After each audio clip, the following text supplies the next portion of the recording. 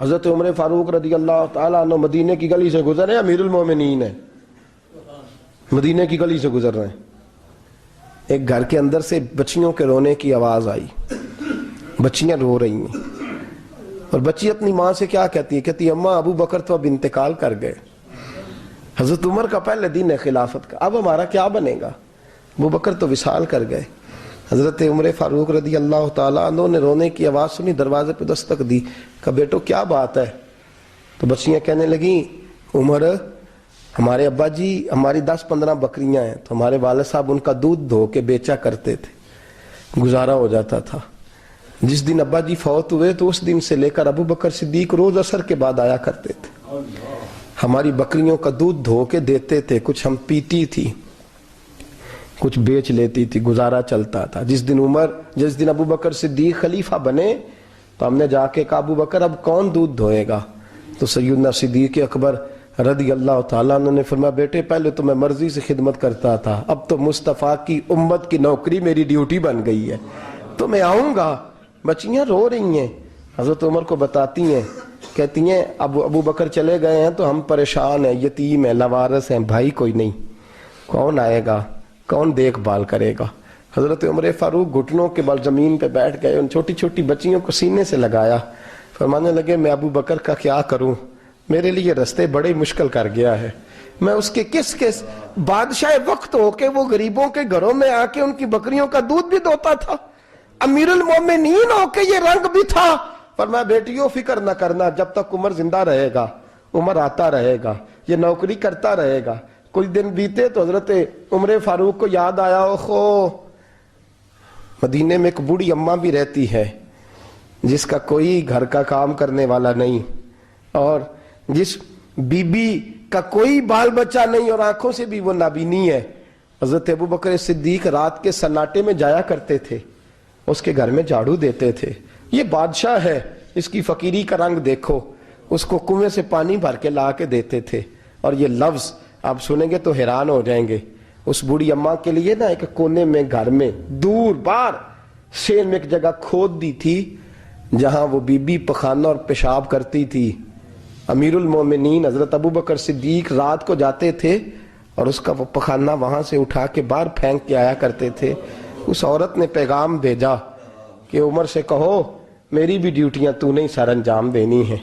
عمر فاروق ساری رات کام کرتے، سناٹا گہرا ہوتا تو جھاڑو دبایا ہے بغل میں، اور عمر فاروق نکلے ہوئے اس بی بی کے گھر میں جھاڑو دیا جا رہا ہے۔ حضرت انس بن مالک فرماتے ہیں میں نے آخری عمر میں بھی اس بوڑھے عمر کو دیکھا ہے، اس بڑھاپے میں بھی میں نے اس شخص کو دیکھا ہے کہ جب وجود کمزور ہو گیا، داڑھی سفید ہو گئی، لیکن پھر بھی اس کا انداز نہیں بدلا، اس نے ساری زندگی بادشاہی میں فقیری کر کے گزار دی، یہ پھر بھی کسی کے گھر میں جھاڑو دیتا ہے، کسی کی بکریوں کا دودھ دھوتا ہے، یہ کسی غریب میرے دوست یہ۔ اور جب سیدنا فاروق اعظم رضی اللہ تعالیٰ عنہ خطبہ دینے بیٹھتے ہیں تو کپڑے پھٹے ہیں، پیبند لگے ہیں، مزاج سادہ ہے، بڑا مال آیا ہے، بڑا مال، لیکن تقسیم کر دیا، اور یہی انداز آگے اپنے گورنروں کو دیا۔ حضرت سعید بن عامر رضی اللہ تعالیٰ عنہ آپ کے گورنر ہیں، حمص کے گورنر ہیں۔ جب لسٹ آئی نا غریبوں کی، حضرت عمر نے کہا کہ حمص کے جتنے غریب لوگ ہیں ان کی لسٹ بنا کے بھیجو، ان کو چندہ لگانا ہے۔ تو 17ویں 18ویں نمبر پر حضرت سعید بن عامر کا نام بھی آ گیا، گورنر صاحب کا۔ تو حضرت عمر نے سوچا شاید کوئی اور سعید بن عامر ہے، فرمانے لگے یہ کون ہے؟ جس کی ڈیوٹی لگائی تھی اس سے کہنے لگے یہ سعید کون ہے؟ تو کہا حضرت جی ہمارے صوبے کا گورنر۔ تو فرمایا اس کی لسٹ فقیروں میں؟ فرمانے لگے پتہ نہیں آپ نے کیا رنگ بھر کے بھیجا ہے، مہینہ مہینہ یہ شخص درختوں کے پتے کھا کے گزارا کر دیتا۔ کہ یہ میں فرشتوں کی کہانیاں نہیں سنا رہا آپ کو، میں آپ کو جنات کی یا عالم بالا کی باتیں نہیں، اس دھرتی پہ بسنے والے، اس دھرتی پہ وقت گزارنے والے میرے رسول پاک کے تیار کردہ ہیرو کی باتیں عرض کر رہا ہوں۔ حضرت عمر گئے ایک دفعہ، کہا مجھے بتاؤ تمہارا گورنر کیسا ہے؟ تو حمص کے لوگ کہنے لگے ہمیں اپنے گورنر سے 4 شکایتیں۔ کون کون سی؟ کہا پہلی بات تو یہ ہے کہ گورنر صاحب کو چاہیے فجر کے وقت آئیں، یہ سورج نکل آتا ہے تو باہر آتے ہیں گھر سے، سورج نکل آتا ہے تو آپ کہہ کے تو دیکھیں کسی معمولی سرکاری ملازم سے بھی۔ फिर आप देखिए आपका क्या बनता है। कहा ये सूरज निकलते वक्त आते हैं। दूसरी शिकायत यह है कि दिन को मिलते हैं, रात को नहीं मिलते। तीसरी शिकायत यह है कि महीने में एक दिन मिलते ही नहीं, गवर्नर साहब। चौथी शिकायत है कि रोते हैं, कभी कभी इतना रोते हैं कि बेहोश हो जाते हैं।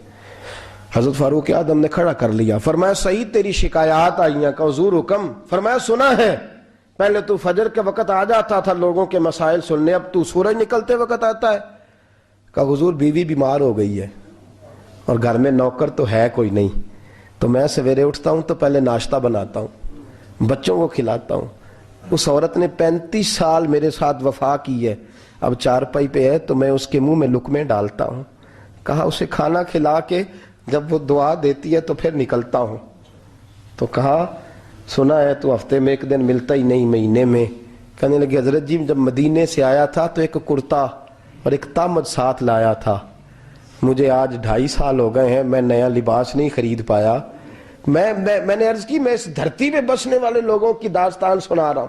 कहा मैं अपनी तामद धोकर खुश्क होने को डाल देता हूं, उसे आधा दिन लग जाता है, खुश्क होती है तो तामद पहन के कमीज धो लेता हूं और फिर कमीज डाल देता हूं। हजरत जी सारा दिन बीत जाता है तो बाहर नहीं आ पाता।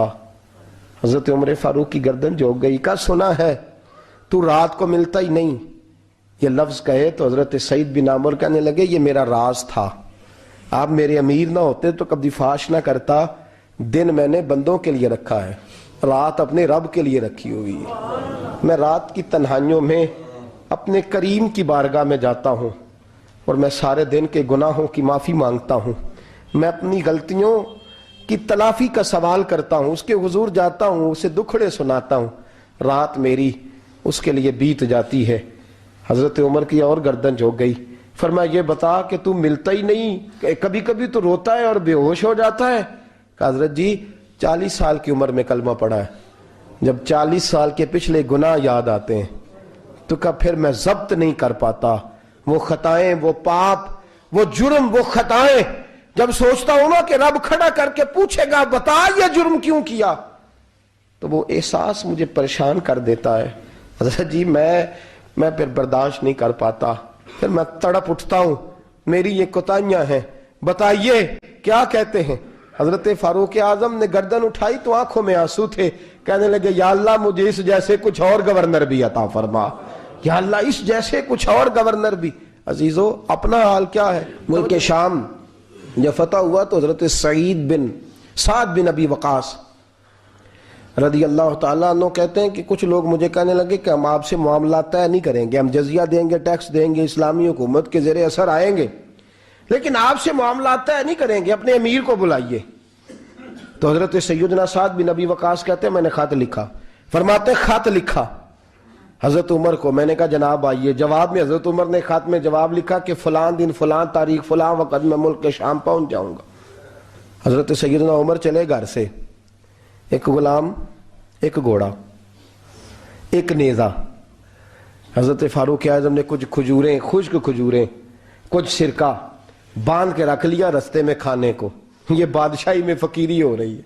लाखों मुरब्बा मील का हुक्मरान है, करोड़ों अरबों रुपए पास पड़े हुए, वो सारी चीजें रख ली और सैयदना उमर फारूक रदी अल्लाह ताला अन्हु चलने लगे।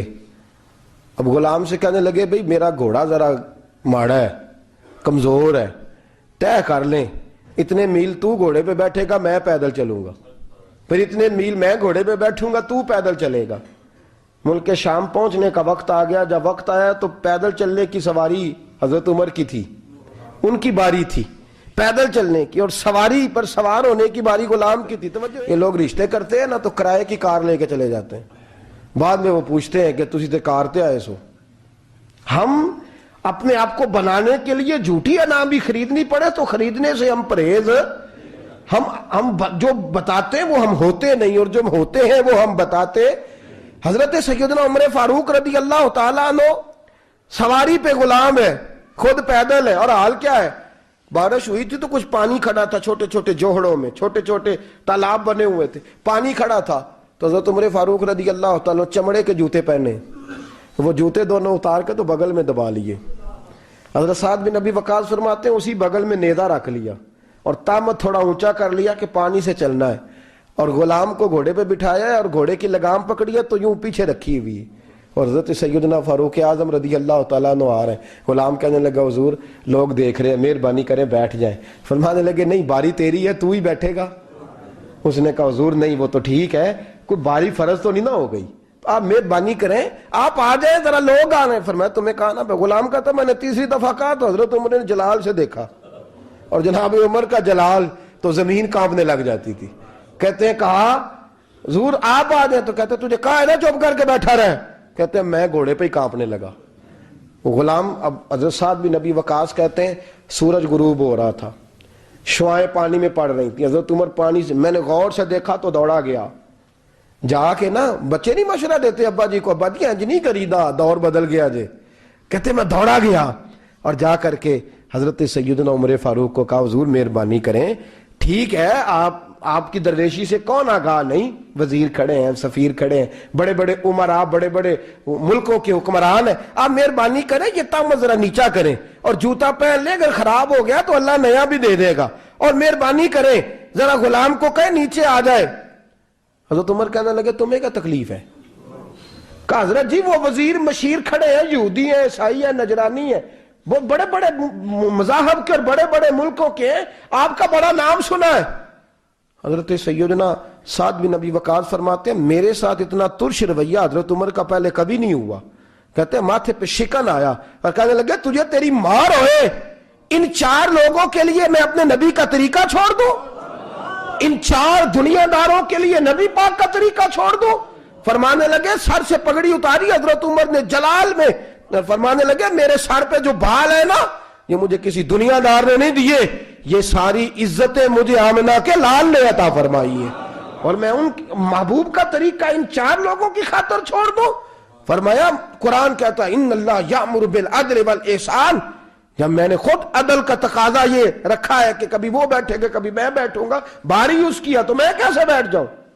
حضرت سعد بن نبی وقاص فرماتے ہیں اسی درویشی میں سلام اس پر کہ جس نے بادشاہی میں فقیری کی، کہتے ہیں اسی درویشی میں حضرت عمر پہنچے تو جو پہلے ڈرا کرتے تھے جب حضرت عمر آئے تو انہیں کامتے بھی دیکھا، روب اور بڑھ گیا، ان کے دلوں کے اندر حضرت عمر کا دبدبا اور بڑھ گیا، اور میرے کانوں میں کہنے لگے سعد پہلے سنا تھا لیکن دنیا سچی کہتی ہے جو حال محمد اور محمد کے غلاموں کا ہے صلی اللہ علیہ، وہ دنیا میں دوسرا کوئی حاصل کر سکتا؟